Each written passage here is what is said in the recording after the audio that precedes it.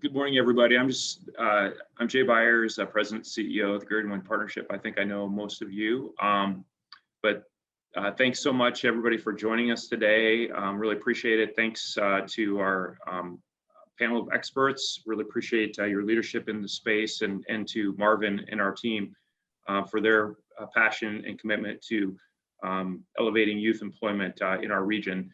And again, I'm just going to say a few opening remarks, but just want everybody to know how important this issue is for our organization and for our region. I think we hear a lot from our employers now and about trying to find workers, and we think that youth employment is an important part of that solution. We also know that we could be a lot better as a region in terms of being much more inclusive in terms of reaching out to youth who might not have had opportunities to connect with employers that we're trying to connect them with in the past. And I would just think there's tremendous opportunity to give a lot of kids opportunities that have not had those opportunities in the past. And then also just in terms of our future ready DSM strategies to skill up our youth and have them help and prepare them across the board for the future world of work. So again, just a lot of great opportunities for us to elevate youth employment. And again, thanks to all the panelists and everybody who joined us today. And we'll look forward to continuing to lean into this and really elevate those numbers across our region. And really great announcement recently by the Principal Charity Classic and working with Salmons to help fund some of this work as well too. But then also the CEO commitment to racial equity, which we're helping lead. One of our action calls is going to be with all those CEOs and other leaders in our region who have signed that commitment to also commit to doing what they can to elevate youth employment in our region. So with that, I will throw it to Marvin Desir, who is the partnership's still fairly new Senior Vice President of Talent Development. And Marvin's doing an awesome job. Really pleased to have him part of our team. And I know this is a passion issue for him. Even before he got to the partnership and even more so moving forward, and to have him in his new role to help elevate this, I think is going to have a huge impact across our region. So Marvin. Thank you, Jay. Again, welcome everyone for today for our wonderful discussion around DSM youth employment. With ever increasing demand for states to find talent for their current and future workforce needs, empowering our youth today when they're eligible to work is critical for the 21st century. Again, as we know, with the low unemployment rates in Iowa, the need to cultivate and retain local talent will be vital for our local employers moving forward. Today, we have the pleasure of speaking with leaders who are leading the way in the efforts to create a diverse and inclusive workforce in Central Iowa. I'm joined today by my co-moderator, Sydney Peasley. We also have the honor of having Janice Schroeder, the CEO of Children and Families of Iowa, Vernon Johnson, the Vice President of Youth Education and Engagement from Oakridge Neighborhoods, Kathy Leggett, Future Ready Iowa Policy Advisor. Also, Dr. Ahmed Agyeman, Director for the Evelyn K. Davis Center for Working Families at DMACC. And then also we have Megan Wetrich, Recruiting Specialist from Hy-Vee with us this morning as well. So again, thank you all for joining us today. We're going to get right into these questions because I know you all have a lot of great things to say, and we want to make sure everyone can have the opportunity to learn as much from you today as possible. So with that, I'll start. If you all could just take some time to briefly explain what your current programming or investment is for youth employment. And we'll start with Vernon.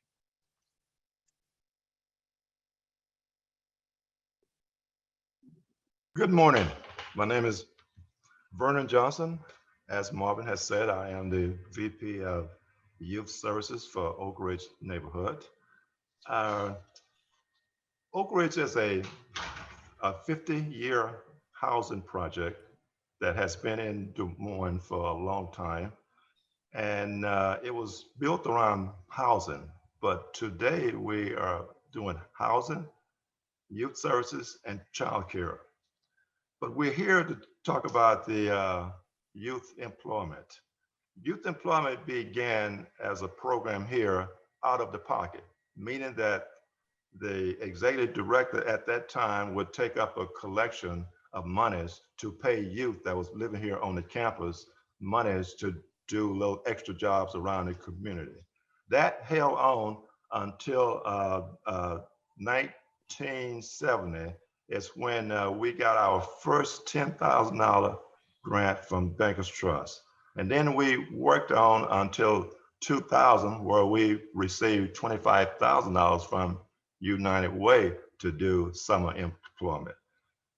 Then Bankers Trust was added on 15,000 more. So now we are sitting at $50,000 until 2019, when we picked up Bank of America, who also is funding the program. And now 2021, we have just added our workforce development to that project there. So we have 5 funders for a total of $220,000 beginning this year. We have gone from approximately serving 8 to 10 youth a year at the beginning, 50 years ago, to now approximately 90 to 100 youth a year. And we are now have not worked with this many kids, so we are having a problem of finding placements for youth. So I asked Marvin, begged him to be on this panel so I can make a plea to all you business people that I need some help. Thank you. Thank you, Vernon. Janice. Hi, Janice Lane Schroeder with Children and Families of Iowa. And we have been involved in youth employment, and I really had to take a step back to figure out how long it had been, and it's been almost 10 years. And with that, we do year-round youth employment and also programming. So we have 2 programs. We have one program here in the Des Moines area called Connect to Careers. And Connect to Careers really focuses on 8 counties, and it's Madison, Marion, Warren, Polk, Boone, Story, Jasper, and Dallas. And then out of our Fort Dodge office, that program is called Your Employment Potential. And in that program, we serve 6 counties, and that's Hamilton, Humboldt, Calhoun, Webster, Pocahontas, and Wright. And really within that, our focus really drives into that recruitment and retention, really trying to assess the skill set of the youth and their interests. We try to do a lot of training and workshops, the work experience programs, really providing a lot of support in the placement. And to Vernon's point, it is a challenge finding employers that are willing to invest in youth. So one of the things that we try to resolve with employers is that we are there for the long haul. So we are always looking at identifying that youth's career path, looking at the employment readiness skills. We are providing pre-employment skills. We are doing some opening up for job shadowing, paid and unpaid work experience, looking at those youth that are trying to complete their education and wanting to go into specific fields. So for us in our programming and our services, it's about training, whether that's one-on-one or providing those 10 persons cohorts, workshops on everything from resume writing, interviewing skills, work etiquette, basic technology, things that they should know, and also building motivation and confidence, and then having those career fairs available to them as well. So it's about doing really good partnering with the community and the business community specifically, but letting them know that we can work together and to give youth a chance. Thank you, Janice. Ahmed. Thank you very much, Marvin. Thank you all for joining us. So at Evelyn K. Davis Center for Working Families, it's really been a pleasure to join this group. Like I said earlier, I am new to this role and very fortunate to follow what Dr. Dijer and the team has built.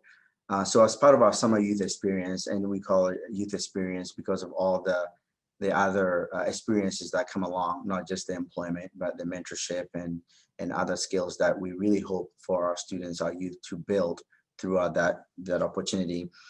We've been very fortunate to partner with Future Ready Iowa, United Way of Central Iowa, some of our major corporations here in the region, Hy-Vee, Intelligent, Black and Bold, Broadlawns, Viridian Credit Union, and some of our chambers also, Avondale downtown and the west side. And then especially our community-based organizations for children and family, urban movement, Wilkie House, Habitat for Humanity, Urban Dreams. We've been really fortunate to work very closely with some of our community-based organizations to place our youth into summer programs. Polk County Juvenile Court Services is also a major partner and supported our program. On average, we to sponsor a student or a youth in the program is about $2,500. With our support and funding from our partners, we've been able to provide these experiences to some of our community-based organizations at no cost at all. We're really excited to be in this space.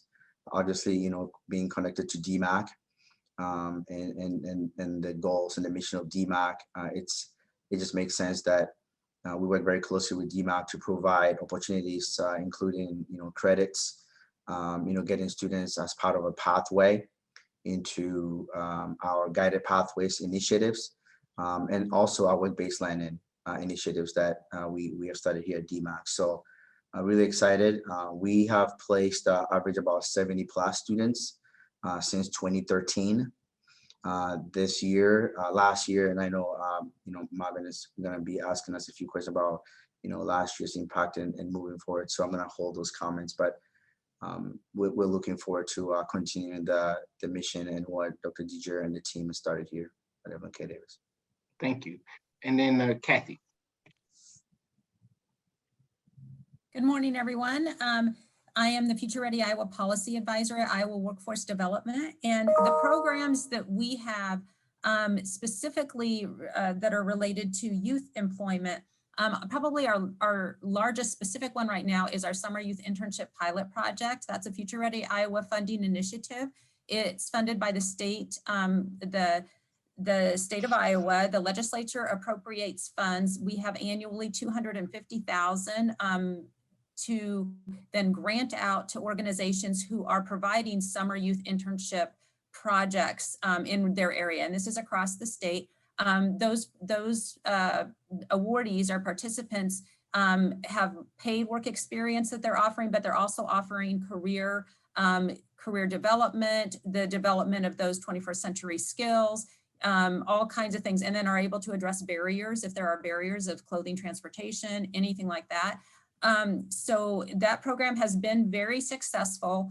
And actually what happened this past summer, well, the past summer COVID did affect it. We did have a few programs who were able to do it, but we had so many applications this summer that we actually found additional money and funded $1.6 million in summer youth internship programs. We're funded 26 programs across the state right now. And we're very excited about that because these are great opportunities for youth and for employers as well. And we have employers involved, we have community-based organizations, we have educational institutions. So, so a variety of different models. The other thing that I want to mention quickly as far as funding and available is our emphasis on registered apprenticeships in high schools, because registered apprenticeships are a great training opportunity for anyone. And we have been really working on this. Right now we have 27 high schools across the state with over 50 registered apprenticeship programs. One of the advantages of registered apprenticeship is that you can start an apprentice at 16. And so it's a great opportunity for those youth who know that they're more of a hands-on learner. They want to get busy and start building a career and making some money. And so that is proving very successful. And we have a goal of getting as many of those programs in place as well and funding available. With one of the COVID grants in the fall, we did fund probably over $500,000 to start up registered apprenticeship programs in Iowa high schools. And then Future Ready Iowa also has a registered apprenticeship startup fund that people can apply for after they start one to reimburse up to $25,000 for getting that registered apprenticeship started. And so those are the main programs. I guess I will say one more. Our Employer Innovation Fund, we have certainly funded youth opportunities, organizations working to work with youth and to give them internships and other opportunities through that as well. So thank you. Thank you. And then Megan. Hey everyone, I'm Megan with Hy-Vee. I'm a recruiter here, and just like Ahmed, I've been in this role just about 2 weeks now, so still fairly new, but and I just wanted to kind of briefly talk about what we're looking for. So looking at a majority of our employee rosters at our stores, about 30% are under 19 years of age. So with that being said, we're able to provide a variety of jobs that are really of value to youth and allows them to discover being in the workforce. So we're able to offer really flexible scheduling for our students. It allows them to know that their academics come first and allows them to also still be involved in all those extracurricular activities that they may be involved in as a student. Being that Hy-Vee is located in the 8 Midwest states, we have markets that have a multitude of community involvement programs that they partner with. So we work with those who lead the programs to find employment solutions, and this could be through recruiters, someone like me, or other recruiters in different regions, but also human resources at different stores as well are great people to get connected with. A great example of a partnership that we have currently is with the Evelyn K. Davis Summer Youth Experience Program, kind of like Ahmed already talked about a little bit. But essentially it's a 10-week program that provides youth ages 14 to 21 years of age work-based opportunities that encompasses a work readiness curriculum, career pathway explorations, mentoring, and then on-site job experiences. So with that, employers are able to gain working with the youth and establishing good relationships with them. It also establishes a pipeline for future employees. So, as they start as a cashier or a courtesy clerk, they're able to kind of learn the basis of Hy-Vee or whatever business they're working in, and then kind of build on that as they continue to grow in their careers. Lastly, it just is a great benefit for businesses and then community organizations to work together and to get youth involved in learning business aspects and kind of starting their career at a young age rather than waiting until they're 20 or out of high school. It's just a great way to improve our community and then start with the future leaders of our communities. Thanks. Okay, thanks, Megan. Next, if you all could talk to us about how COVID-19 has impacted your work and the initiatives that you have going on, and then your plans moving forward as we kind of come out of social distancing and pandemic policies. If we could move through the group in the same order that you just did, Vernon, we'll start with you. That would be great.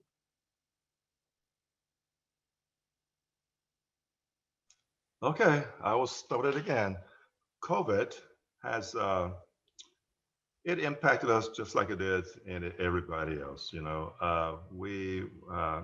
There were a lack of placements in the community last year, even though things are picking up more now. That was limited person-to-person interaction outside the neighborhood, and there was a lot of virtual programming. And so what we did was that we took our own neighborhood here and made it a business, a downtown business. We created and developed jobs on our campus here. And to the tune of, we created 21 jobs on our campus, and we employed youth to work in those jobs there. This year, I do not see that as happening as much as it did last year. Things are opening up out in the community. We are getting some bids on some placements. The problem with us is that the numbers. It's not the fact that we can't find some placement, it's we can't find enough placements. And we're looking for more internships now. A lot of the youngsters that are in our program are in college, and they have their eyes on their prize, and that prize is what they want to do later in life. So we're looking for more internships to actually get that done. So I'll turn it back over. Janice, we'll move on to you. Sure. I kind of echo the same thing as it relates to COVID-19, because really it kind of opened the blinds for us as we really looked at some of our processes and how we were connecting with youth, but also how we were connecting with employers and looking at, okay, what do we need to do differently? Because we were very much a hands-on approach process with kids and also with employers. So we had to think out of the box and be innovative and creative. And that meant in some instances, working from a virtual platform, even though we didn't have a lot of bandwidth in that area, but having to create that. And then keeping those connections with employers with that. So some of the things that we learned as it relates to the virtual platform, we're going to maintain that, because that was a positive not only for employers as we were trying to connect, but also to connect the youth with training opportunities. So it was the virtual, it was a hybrid model, it was the asynchronistic. And literally I learned about that later on. I'm like, okay, meeting them where they're at, and then finding those opportunities to stay connected. And then the other piece is the referrals. So maybe the soft handoff or the connection to the employer was different, and we were able to join them and keeping safety at the forefront. But again, it's keeping everyone connected, but also looking at opportunities. So it's employers willing to take a chance on our youth and recognizing that we can weave in some of the skills that the youth will need to continue to move forward. But a lot of lessons learned, and we plan on continuing some of those as we move forward. Thanks, Janice. Ahmed. Well, yeah, so last year, and obviously, you know, being 2 or 3 weeks into my role, I had to kind of do some research here and check with our team here, and Marvin is on here also, so please feel free to chime in since you are the one kind of helping to make those decisions. At Evelyn K. Davis, last year we had to really, like Janice and CFI, because our partner employers, you know, had a combination of hybrid and virtual opportunities for us. We had to really scale back in recruiting, because we did not have as much, opportunities like we had in previous years. So our numbers were very low. However, we did get about 102 applications. We did offer 62 positions for our summer program last year. 54 of our students actually went through and completed our 2-week program orientation, and then 94%, so 51 out of 54 actually completed a summer youth experience program last year. So, the numbers were not really great, but considering what we all went through last year, I think it was still a good numbers to know that we still were able to engage our students throughout the summer. Summer 2021, we are full speed. We are recruiting. We have good numbers. We have business partners that are re-engaging. I did connect with some of our K-12 partners that have been doing virtual and looking at virtual opportunities, right? Because we know it's not going to go away for whatever reason, whether it's medical, family, safety. If students are, enrolled in a virtual environment in the school district, we're looking at offering similar opportunities for them in the work environment also. So like Janice said, we're also really trying to figure out what the new normal is going to look like and providing opportunities for our youth. Great. Kathy, how about you? Yes, so last year, obviously, COVID affected our youth programming. It was just hitting when we were getting ready to do our summer youth internship pilot project. We had quite a few applications, but COVID hit, and really we had to go out and reassess and even see if the applicants would be able to do programming as they had proposed. So that we definitely were affected. We had a lot of applicants pull out and just say, we just can't do it now. With schools being out, but we had a handful who who were able to do it. So we were really grateful. Evelyn K. Davis Center with DMACC was one of those, and they did it. And then we were able to work with them to expand the timing. So it wasn't just a summer youth, it went into the fall and up through December so that people could get the opportunities. So definitely affected. The other biggest part that has been affected, I think, with COVID is, as others have said, the ability for businesses or to take students in, to take youth in as interns or employees or anything, because there were just a lot of limits. And so I think that we had made a lot of progress and we had to stop there almost. But then I think things are getting back and we're seeing that pick up again. And I think as evidenced by the numerous applicants we got this summer. And then as far as trying to what are we doing? Well, we definitely tried to find additional funds to fund those opportunities for youth, because that's what we saw was the miss. Youth missed opportunities because COVID, and there was nothing you could do about that. But now that we are kind of getting back, I'm happy that we were able to give more funding to more programs to get more opportunities out there. And I think that we're going to get back to work as normal, whether that is in a virtual or a hybrid or all hands on deck, whatever people find works for them. Great, thank you, Kathy. And Megan, how about you? Yeah, so I would say obviously in the grocery business, it's very hands-on with the community. Right at COVID-19, it's at the forefront. It's where everyone ran right when the pandemic hit. So it was kind of a big shock when you're recruiting for a company who is right on at the outskirts. They're right there with everyone. We had to kind of look at our processes and how we connected with people to find applicants and staff our stores.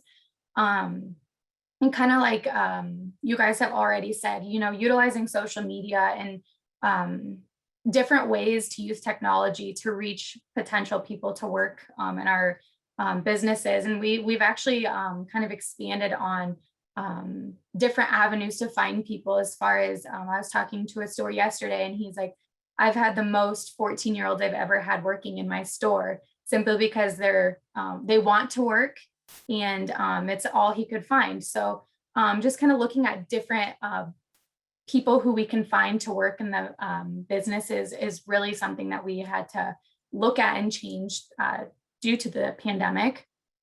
Obviously, safety of our employees and then of the customers is our utmost priority. So just kind of navigating what the new normal would be as far as moving forward, and then utilizing those sources that we found to find people as far as social media, employee referrals, things like that, have really kind of made our business shift in that aspect, especially in my world of recruiting and finding people to work in the stores who are comfortable, and making sure that we're making our employees comfortable as well as the customers. So it's been a challenge, and I think things are kind of on the uphill now. So we're excited to kind of see where these new partnerships with the community goes, and then kind of how COVID pans out here in the next year or two. So, yep. All right, thank you, Megan. And just as a reminder for those that are joining us today, you can drop questions into the chat, and as time permits, towards the end of the program, we'll be able to answer some questions, or at least send out an email for those that have joined us today as well. I want to just pivot a little bit and just, Kathy, you kind of had an opportunity to talk a little bit about Future Ready Iowa, but if you could just kind of remind the audience what the goal of Future Ready Iowa is, and why did Future Ready decide to really just invest in youth employment towards that overall goal? Yes, thank you. I'm always happy to remind people about the Future Ready Iowa goal. So thank you. Future Ready Iowa is Iowa's initiative to have 70% of Iowans have education and training beyond high school by 2025. It is a priority of the governor. It has been since she became governor, and it was worked on even before that. Now, there are many reasons why I always quickly like to say a few reasons of why Future Ready Iowa, because I think it's important to connect it to the why. So broadly, why is because the jobs in the future and now are going to require some type of education and training beyond high school. And there is a long continuum. It can be anywhere from a certificate to a registered apprenticeship, to a diploma, to a to a 2-year, to a 4-year. There are all kinds, and we need them all. Also, because employers continually tell Iowa Workforce Development through our surveys that they have applicants, the applicants don't have the skills that they are looking for. So we're really trying to bring education and training in the workforce together so that we can make that happen and build that strong skilled pathway for employers. So the other reason is, well, there are many, but now I'll go to focus on the youth. So the Future Ready Iowa Alliance did the work to say, what are our strategies to get us to 70%? There was a huge priority and focus on work-based learning, and what they classified, what the Alliance, when they did their work, classified as work-based learning include internships, registered apprenticeships, pre-apprenticeships, authentic work-based learning like some others, those projects that you get to do with an employer, and focusing on youth because this is such a critical opportunity for them to have to get what we have already mentioned. And what we know is they build skills, they get an opportunity to test different career paths, they get an opportunity to maybe find mentors and connect with other leaders and people who can help them along the way. And they also, as far as keeping the workforce, when they can get into a place of employment and actually build those relationships and see what people do here. And it's not even maybe, and for example, Hy-Vee, it's not even that it's the cashier or even filling, there's meat cutting, there's there's accounting, there's it really is an opportunity for real world experience for our youth. And that is critically important to them to give them a path and keep them going. So, so it's one of the strategies. It's one of the 5 strategies for Future Ready Iowa. And the Summer Youth Internship Program was recommended from the get-go as one way to start funding those experiences. And then, like I said, we've incorporated, there are a lot of others with registered apprenticeship and stuff, but we know that that's the pathway to building a strong workforce, but it's also a way that our youth get opportunity. And what I will say is even from the more personal standpoint, if youth get this opportunity, many times this is life-changing for them. Maybe they don't see what is out there for them, and they get a great work experience, and it can be life-changing. It builds confidence and this much needed skills. So to kind of compound on that, as we talk about what it looks like for students to be in the workplace, Megan, as far as Hy-Vee's work in this space, can you tell us a little bit about why Hy-Vee decided to get involved and any plans to expand the program as you move forward? Yeah, so I would say investing in hiring our youth is something that's really important to Hy-Vee. It just gives us flexibility when running our stores. Plus it provides firsthand work experiences for the future leaders of our communities. So we want to take responsibility as a whole as Hy-Vee in training our future leaders. So there's a lot of career opportunities beyond just bagging groceries within Hy-Vee. To start, our culture is one that is set up to promote from within. So this means that our youth can start as courtesy clerks and cashiers. And then they can, if they desire, they can go into like a store management training or a store director training and kind of follow the pathway to go that route. But there are also other paths within the store. So we have culinary departments, we have apparel, meat departments, pretty much any department that you see within the store, we have managers. So it allows the youth to come into the store at the base level and figure out what their passions are. And then they can learn and build on that. So outside of the store level positions, we have a bank that we own a construction company, we have food production facilities, we have distribution centers where they can learn supply chain. There's a legal department, IT, accounting, HR, the list goes on and on and on. And I think that's something that's so important to teach the youth, is that you look at Hy-Vee on the forefront and all you see is bagging groceries and cashiers, but there's so much more. And I think that's so important to getting the youth in at a young age. And just kind of learning what their passions are, like I said, and building on that and expanding and finding different ways that they can learn about Hy-Vee and what there is to offer. Our company does continue to look for strategic partners. We want to support their missions in the communities and the youth that they serve. And we want to be known as the best place to work and shop in America. So with that, we have to focus on our future workforce, and it starts with the youth in our communities. So like I said, any of our recruiters, we're all looking for people to partner with and just create community contacts, because I think being the leaders in this will really help other businesses see it's something that's so beneficial to our community. And not only like as a business side, but just as a youth side, like we continue to talk about, learning those skills at the base level, the communication skills, critical thinking skills. Those are skills that sometimes people may not learn until later in life. So teaching them at a young age is really transferable. So even if they don't stay within Hy-Vee, we're able to teach them those skills. So it takes them later in life into whatever their career is that they might choose. Thank you, Megan. So we're going to pivot a little bit and talk a little bit more to some of the programs here, a little bit more in depth. So starting with Vernon, what are the best practices that you could share on your success engaging with marginalized communities and just really giving those youth an opportunity to be successful? A good question, Marvin. One of the things that, if you know anything about Oakridge, it's probably 90+% people of color. And that has its own significance within itself. So I work in this community. I don't live here, but I can name each child here in this community. I can reach out and touch every child within 5 minutes. It is a neighborhood that is full of expectations, and where there are expectations, there are norms. We use an approach that we call intrusive advisement. What does that mean? That means that we are in these youth lives several times a day, every day. That means that if they're at them school, we visit their schools, we build relationships, we build up trust with these youth, and we also provide guidance, direction, and we talk about what's beyond the hill. And what's beyond the hill is getting a good education and getting a job.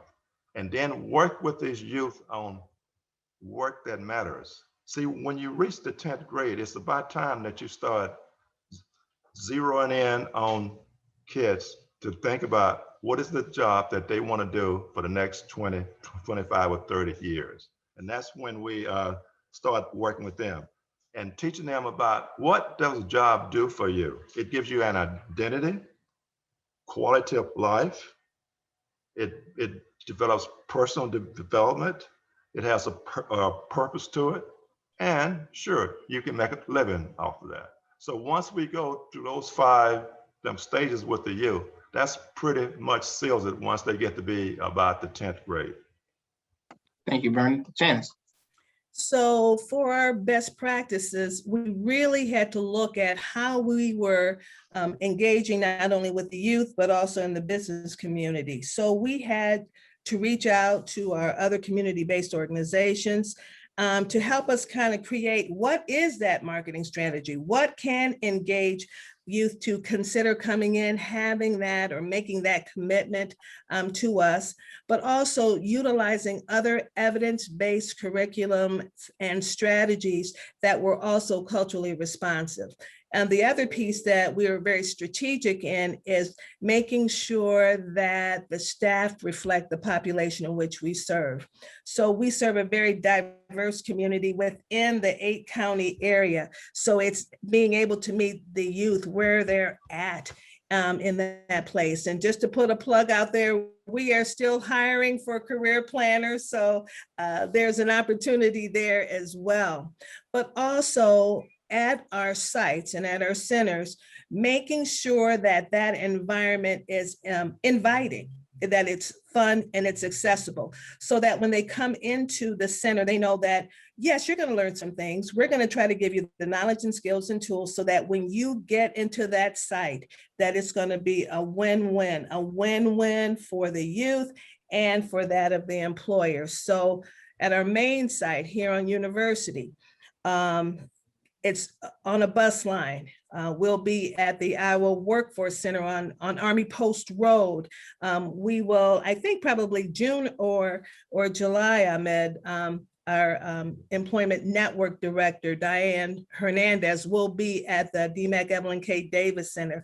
And it's going to be about that. So best practice for us is the engagement piece with the community, with the youth, with the businesses, and looking at how we can stay connected and doing it in a culturally responsive manner with evidence-based tools. Ahmed. Oh, thank you very much, Janice, and we look forward to having her here in the building. So best practices, I think I said earlier the connection with DMACC and recruiting. I think over here at Evelyn K. Davis, the additional resources that we offer as far as the FEC Financial Empowerment Center and the coaches that I kind of added value to the experience for our students. The way our program is set up, like was mentioned earlier, Megan mentioned earlier, it's a 10-week program. The first 2 weeks is set up where students go through orientation, and then after they're placed in their experience site, they spend Monday through Thursday, and then on Friday, every Friday, they come together as a cohort in the building, or they're out on a tour. During my time in Ankeny, I did host the students on a Friday, and we baked cookies over at the culinary school and took them on a tour to our health center and our health sciences building to learn more about our healthcare careers and all of that. So they do spend Fridays touring, visiting places, having guest speakers. That has definitely been very, very helpful. We do have career coaches also in the building. We have a men's closet here, and the men and move closet. So students that need those services, we're able to connect them with clothing. Credentialing is one of the areas that we've looked at. I think Janice or Kathy mentioned that as far as the diploma, the associate's degree, the certificate, those stackable majors is what we call them, stackable career diplomas. We're really looking at, how can we help our students as they're earning, learning this is, going through the process, they're also earning some credentials, right? So by the time they finish, the program, and as we talk about, the summer youth experience, we're not talking about just 1 year. How many students do we get to come back every year, so that every summer we're putting them in a different environment, a different space. So this summer it could be, okay, let's learn about early childhood education careers, right? Next summer, let's learn about ag. The following summer, how about putting a business or healthcare space? And then by the time they finish that experience, they're really, really intentional.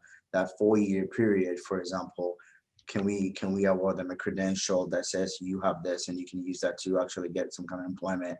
So we're looking at all of those opportunities, and in my case, still really learning and trying to figure out what I bring to the team here. Thank you, Ahmed. Sydney.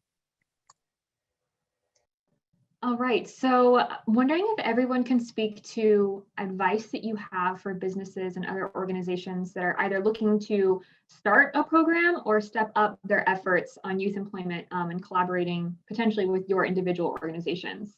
So Vernon, we'll start with you again.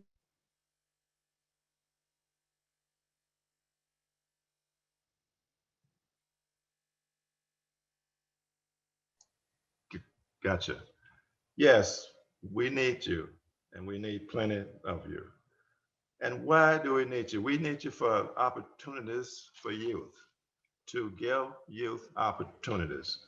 We have students of color who are often challenged to get access to internship.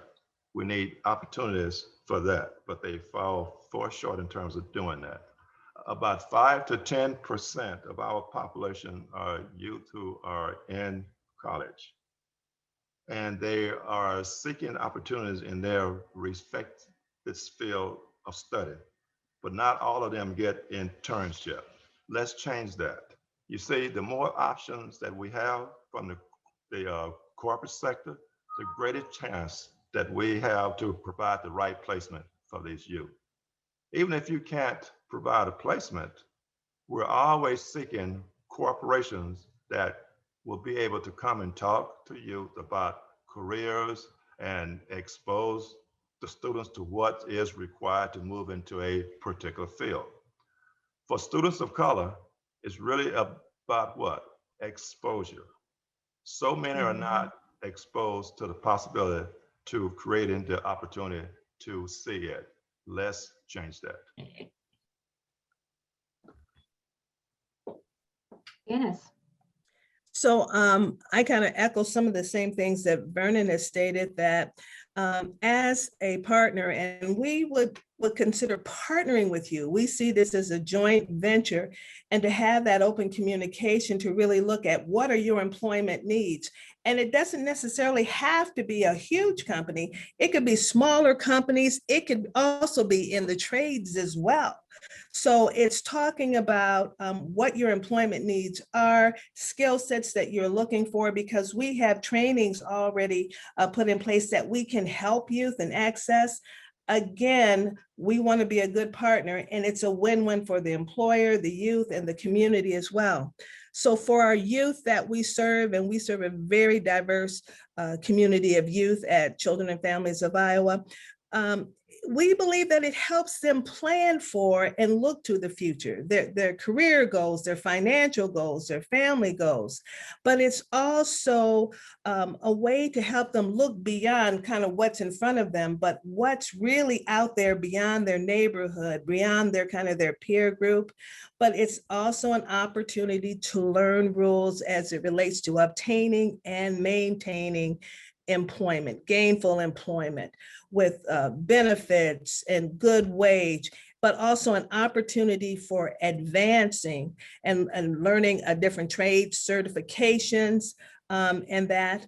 But the other thing that I have noticed over the past 10 years is that building confidence in the youth and kind of broadening their perspective on what is out there and where they can go. It's kind of that positive reinforcement.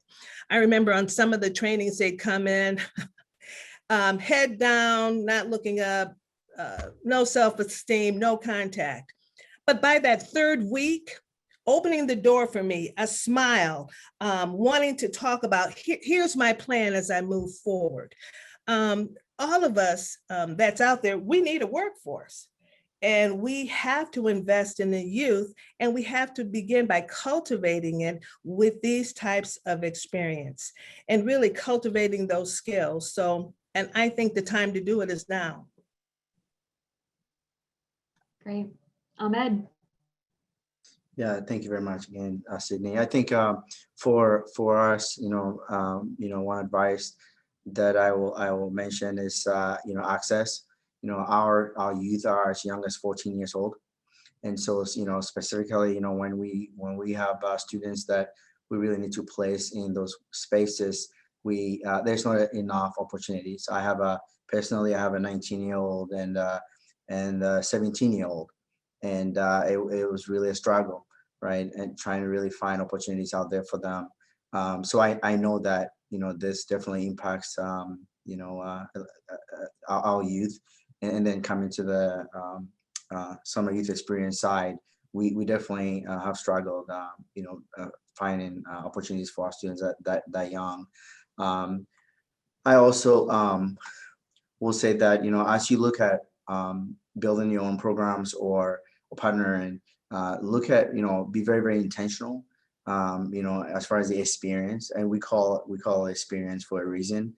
The building of connections and the relationships, and really making an intentional connection for our youth, so that they are not in a way showing up, hanging out and not actually doing work that will help them to make those decisions. So, we've identified key businesses that are not part of our summer youth experience that will be reaching out, and we'll ask that if you're not yet working with any of our folks on here, Vernon and Janice and some of the programs that already exist, and please, reach out, because we're always looking for employer partners to place our students, and then also connect with our ECBOs, our ethnic-based organizations. Some of the leadership within those organizations may not even be aware themselves, how to help their students and the students in the community. So the Genesis, the LSD and other community partners that we work with daily, during the school year, and then, provide the support for them in the summertime for their students. Kathy, how about you? Okay, yeah, I have a couple of thoughts. So first off, partner with others, and you have a great example here of so many of the community-based organizations that exist, and I think to encourage employers to partner with community-based organizations to work together, that is definitely a key, I think. Another thing that I wanted to say is on the part of employer is I know that there are concerns about liability and about, ages and what youth can do and youth can't. But what I also want to say is just don't put a barrier up before you even know there's a barrier. Because I've seen all across the state employers work with their legal departments, work with the schools, work with the community-based organizations to make successful opportunities available to youth. So I really want to encourage employers to do that. I would say check out our futurereadyiowa.gov website. And the reason I'm saying that is because you can see some examples, but also if you sign up for the email, promise, it's not like we don't send a lot of emails, but that's how you'll be first to know that we have funding opportunities. And if funding is a barrier or something that you want to have help get these things in place, just some of the programs I've mentioned. And then, we're really working to say, is there a way we can incentivize employers to get involved to do this more, and help, make that happen? Because you're right, we need businesses to be involved. We can't have a registered apprenticeship in a high school if we don't have an employer. So we can't have an intern if we don't have an employer. So connect with us on that. The other thing is if you're like, I'd like to do this, but I don't know how, I guarantee you there are other employers out there and community-based organizations who will help you. I get to see models all across the state, so I'm happy to hear what you're looking for. And I could say, hey, can I connect you with somebody? So just a resource on that end is another way that you can, partner with us, but then just look for our opportunities. And then I also wanted to say that I know the Commission for Volunteer Services has developed it's a tutorial or something that has actually been tested for employers to be able to use to know how to better relate to the youth. How do we bring on youth interns and how do we do that? Because that may be a barrier. Maybe they're just not sure what to do. So there are resources available. So reach out. And then the one thing that I want to say, additional thing, similar to what some of the others have said, is though understand how critically important this is to developing and maintaining a strong, skilled workforce in Iowa, and to just fulfilling people's dreams and opportunities. Is you may think I can take one youth, but that is huge. I had a youth tell me one time, and please know this is not a negative on education, because but this education wasn't working for this youth. And this youth said to me, the first time I ever felt successful, that I could be successful, was when I had a job. So just, we need all of these opportunities across the board. So check it out. Good stuff. Thanks, Kathy. And Megan, we'll pass it to you to bring us home. Awesome, thanks. So kind of like everyone else has already touched on, just get out in your communities and getting involved, and meet the leaders who are running organizations that align well with what your business's goals and missions are. With COVID, it could have been a little tough, just like getting out there, but really I recommend just literally walking up and face-to-face meeting people. Of course, all the other people on this panel obviously are very knowledgeable in all areas of employing youth. So if you have questions or you really don't understand what is out there, what opportunities may be there for your business, reach out to the people who may have some experience in the areas. I personally am not very knowledgeable, so utilizing the community contacts that my coworkers have given me and passed through other people within my business has been really helpful in just kind of understanding what there is out there for our youth. Obviously, from my perspective as a recruiter and someone in the HR world, if you don't know who to reach out to, reaching out to people that are in HR or recruiters, there's faces of businesses out there and community contacts out there. So you have to start and build relationships with them, whether it's the business or the organization on either end. I think it's just so important, like everyone else has touched on, getting the youth out there so they can build relationships, find mentors in different fields, and obviously creating those workforces that reflect the community. So I feel like I'm kind of repeating what everyone else has already said, but I just think it's so important to create community contacts and being able to connect your business. If you're not able to offer opportunities at the time, but just being involved with those organizations that may reflect missions that you feel near and dear to your heart, it's really important to just even be in contact with them if you're not able at that time to provide opportunities for employment. Maybe that's something in the future. So just build those relationships and kind of good ways to stay involved in your communities. Thank you, Megan. At this time, I just want to say thank you all for joining us today. It's been an excellent panel. I appreciate all your inputs. And just for those that have been able to join us today, yes, I've seen some great comments from Mentor Iowa, Young Leadership Institute. And just to note, and I saw Natalie from IJAG in attendance as well today. And just so you all know that these are just a small sample of a lot of great programs out in the community that are doing great things, empowering our youth and helping us to build a successful and future workforce here in the greater Des Moines region. So there's more to come. We're running close to time. I just want to let you all know that this will be available on our YouTube channel as well following this event for those that were unable to attend, and if you want to pass this on for others to be able to watch. Just again, thank you all. And as we come to a close, any final thoughts, words that anyone would like to offer to the community and public today? Invest in youth. It works. That's my parting comment. Vernon, I saw you unmute.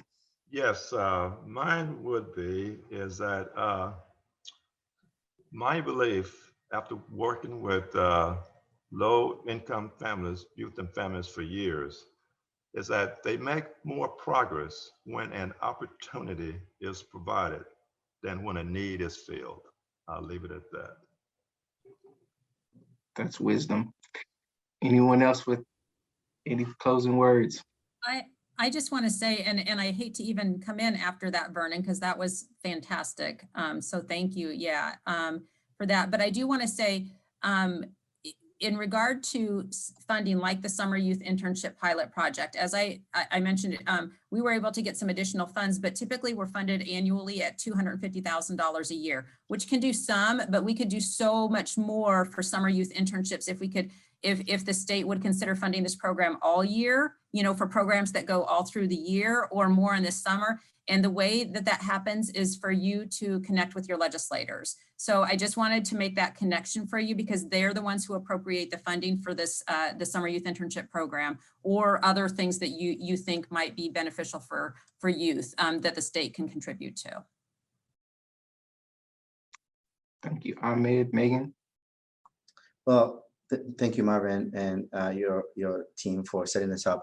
I think, besides the experience and, the skills that our students are building, I think it's also very important to know that for some of this youth, the income, right, the money that, they're earning is actually going to support them in so many different ways, right? Whether it's buying their own clothing or supporting their family to pay, certain bills or food in the family. So it goes just beyond just helping youth or working with our youth to build that pipeline and the skill sets that they need. It's really, for some youth, it's really survival and using those funds to support family. All right. Well, again, thank you all. This is, again, just the first of many conversations we'll be having around youth employment and empowering our youth for the future.